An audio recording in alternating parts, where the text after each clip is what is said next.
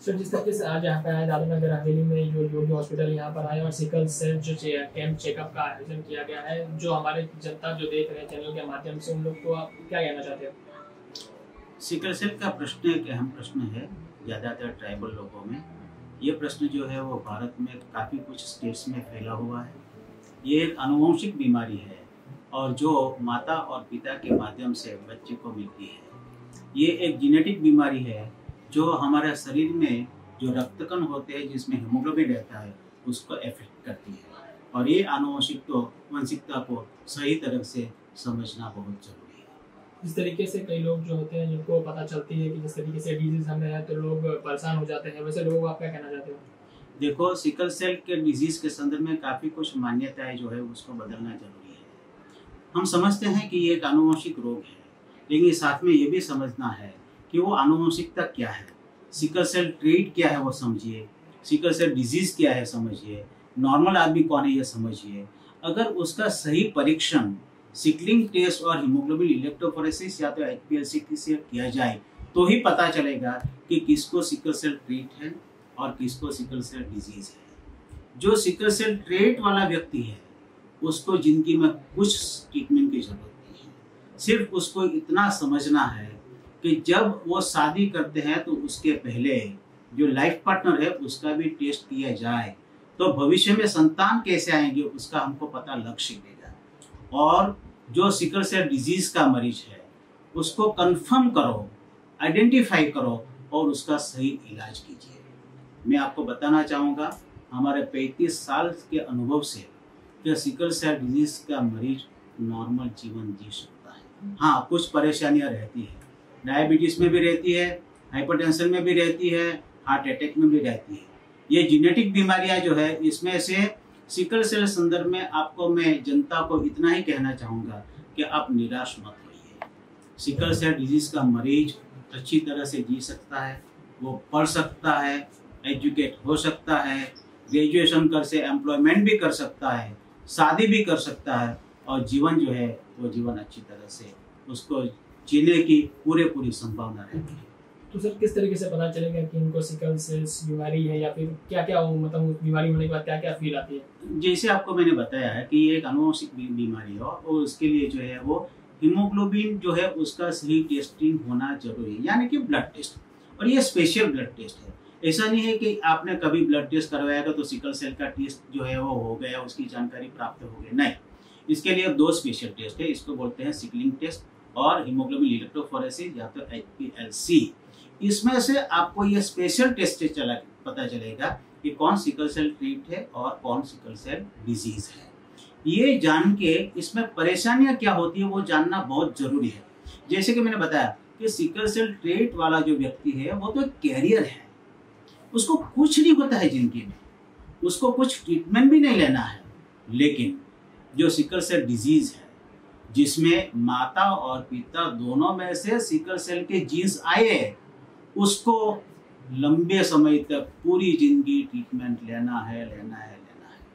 उसकी परेशानियां क्या होती है, जैसे कि आपको समझाया कि सिकल सेल डिजीज का मरीज में जो उसके कोष है, रक्तकण है, उसका शेप जो है वो राउंड है, वो सिकल सेल में टेढ़ा हो जाता है, जिसको हम बोलते हैं दातरडा यानी कि सिकल सेल।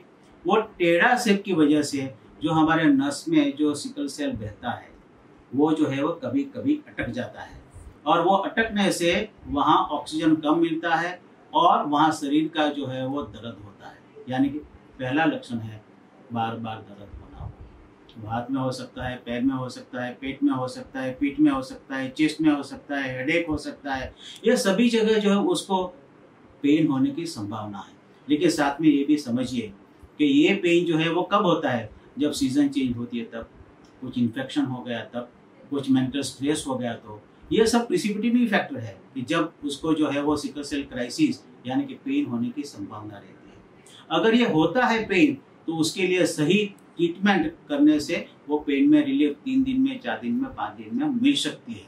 कभी कभी क्या होता है, सिकल सेल डिजीज का मरीज अगर सही ट्रीटमेंट नहीं लेता है तो उसकी वजह से उसकी सिकल सेल की मात्रा, उसके ब्लॉकेज की मात्रा इतनी बढ़ जाती है कि वो असह्य पीड़ा में चला जाता है। क्रिटिकल स्टेज में चला जाता है।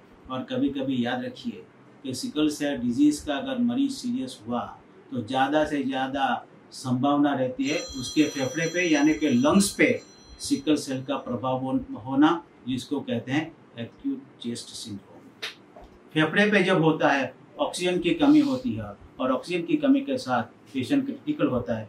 ऐसे मरीजों को ऑक्सीजन देने की जरूरत है, तो बहुत ऑक्सीजन देने की जरूरत है, कभी वेंटिलेटर की जरूरत पड़ती है। और एक महत्व की बात है, उसको बचाना है तो उसका सिकल सेल का खून रिप्लेस करना जरूरी है, जिसको बोलते हैं partial exchange transfusion. Normal blood अंदर शरीर में भेजिए और सिकल सेल का ब्लड जो है बाहर निकालिए। ऐसी सघन सारवार करने से, इंटेंसिव केयर यूनिट में अच्छी तरह से ट्रीटमेंट करने से, और इसके लिए टीम वर्क भी जरूरी है। याद रखिए ऐसा नहीं है कि ये जो है सामान्य ट्रीटमेंट है, इसकी सही ट्रीटमेंट के लिए एक अच्छा डॉक्टर को जो सिकल सेल के जानने वाला हो, उसकी टीम, उसकी नर्सिस की टीम और 24/7 लेबोरेटरी बैकअप भी बहुत जरूरी है।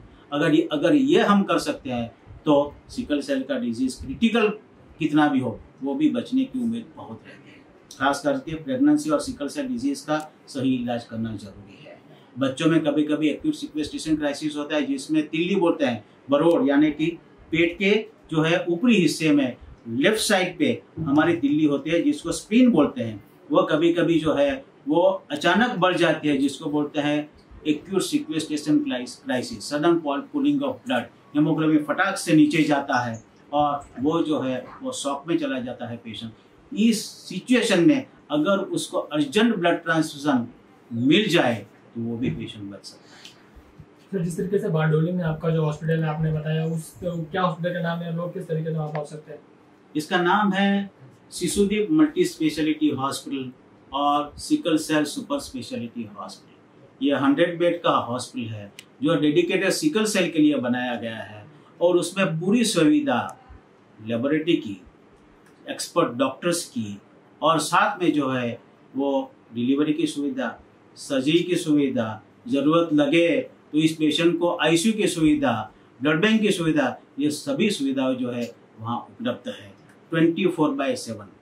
कोई भी मरीज कभी भी आ सकता है और उसकी जो भी आवश्यकता के हिसाब से सारवार की जरूरत है वो सभी वहाँ हमने उपलब्ध करवाई है। जिस तरीके से लैपटॉप में हमें दिखाया है, तो जनता को किस तरीके से बताना चाहते हैं, कैसे जो है उनको पता चलेगा?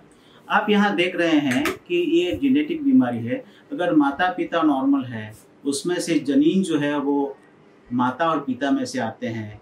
अगर वो नॉर्मल है तो बच्चा जो है वो नॉर्मल होगा। अगर माता और पिता इसमें से एक को सिकल सेल ट्रीट है, दूसरा जो है वो नॉर्मल है, तो संभावना क्या है? देखिए यहाँ सिकल सेल का जनीन आया, ये सिकल सेल ट्रीट है, ये जो है वो नॉर्मल है। तो नॉर्मल है तो उसको तो कुछ जरूरत नहीं है। ये सिकल सेल ट्रीट है, वो कैरियर है, उसको भी कुछ ट्रीटमेंट की आवश्यकता नहीं है। कभी कभी ऐसा होता है माता और पिता दोनों सिकल सेल ट्रीट है, तो 3 संभावनाएं बनती है। एक, सिकल सेल डिजीज, माता पिता दोनों में से सिकल सेल के गुणधर्म आए, जिसको सिकल सेल डिजीज बोलते हैं, ये मरीज है, ये नॉर्मल है, ये सिकल सेल ट्रीट है। सिकल सेल ट्रीट कैरियर है, उसको कुछ ट्रीटमेंट की जरूरत है। सिकल सेल जिसमें है ही नहीं, वो नॉर्मल व्यक्ति, उसको तो कुछ जरूरत है ही नहीं।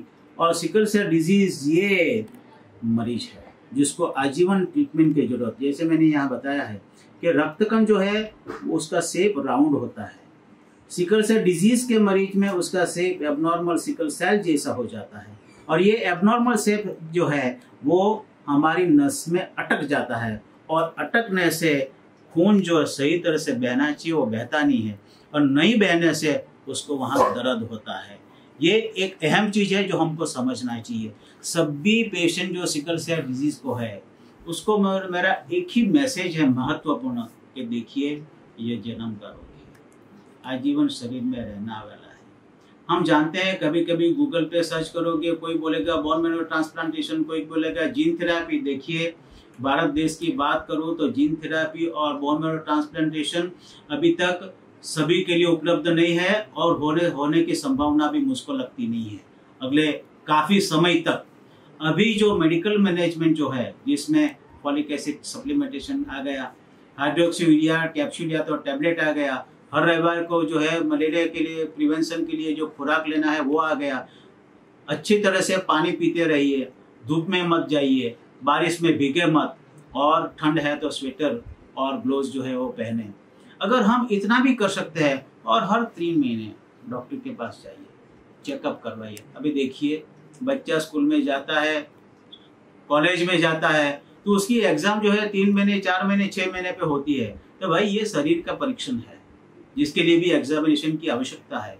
अगर मरीज जो है वो मरीज डॉक्टर के पास आए जाएगा, कुछ ब्लड टेस्ट करेंगे, कंटिन्यूस ट्रीटमेंट लेते रहेंगे, एज रिलेटेड काउंसलिंग करते रहेंगे, तो इस पेशेंट में अच्छा जीवन जो है उसकी संभावना पूरी रहती है। हमारे काफ़ी कुछ पेशेंट जो है वो आज डॉक्टर बने हैं, कोई जो है टीचर बना है, कोई जो है इंजीनियर बना है, कोई सेल्फ एम्प्लॉयड है। काफ़ी कुछ महिलाएं जो है, हमने हमारे हॉस्पिटल में 62 डिलीवरीज करवाई सिकल सेल डिजीज़ की, और अच्छी तरह से वो जो है वो बच्चे लेके घर पहुँची। हमारा ये कहना है कि सिकल सेल डिजीज़ का जो मनोभाव जो है, एक हाव पैदा हुआ है कि नहीं सिकल सेल आ गया, डिजीज़ का प्रश्न है, इसके साथ हम कैसे जिए। सभी में एक मन में जो है एक डिप्रेशन आता है। हम कहते हैं कि आप डिप्रेशन मन में से निकालिए, संभावना की ओर देखिए, पॉजिटिव एंगल से देखिए, और मैं आपको एक सूचन करता हूँ कि आप जो है इसका सही इलाज करने में जुट जाए, और वो आजीवन करना है। एक बार ये भी देखिए कि 5 साल पे सिकल सेल डिजीज़ का प्रभाव अलग है, 10 साल पे अलग है, 15 साल पे अलग है, 25 साल 50 साल पे अलग है। हमारा सबसे ज़्यादा उम्र का मरीज आज 75 ईयर्स का है, अच्छी तरह से जी सकता है, उसके भी लड़के हैं और उसने भी शादी कर ली। तो मेरा इतना ही कहना है कि सिकल सेल डिजीज़ में घबराइए मत। ये कोई ऐसी बीमारी नहीं है कि जिसके लिए दवाई नहीं है, दवाई है, बहुत सारी दवाई है, बहुत सारी संभावनाएं हैं। और मैं आपको उम्मीद के साथ बताना चाहूँगा कि अगर आपको ज़रूरत है तो हमारा ज़रूर संपर्क करें। आप मेरा मोबाइल नंबर भी नोट डाउन कर सकते हैं, 9825278224। आई एम डॉक्टर ज्योतिष पटेल। मैं सिकल सेल एक्सपर्ट हूँ। बारडोली में जो हमारा sickle cell super speciality hospital जो है, इसमें 14 डॉक्टर की टीम है, उसका मैं संचालन करता हूँ, मैं चीफ हूँ। और ये कार्य हम 35 साल से कर रहे हैं। आज हम इसलिए सिलवासा में है कि सिलवासा विस्तार में काफ़ी कुछ मरीज है जो हमारे यहाँ आते थे, काफ़ी कुछ पहुँच नहीं पाते थे, तो हमने सोचा कि चलो सिलवासा जाए, वहाँ के मरीजों को मिले और जितना हमसे हो सके उतना उसको मदद करें। धन्यवाद।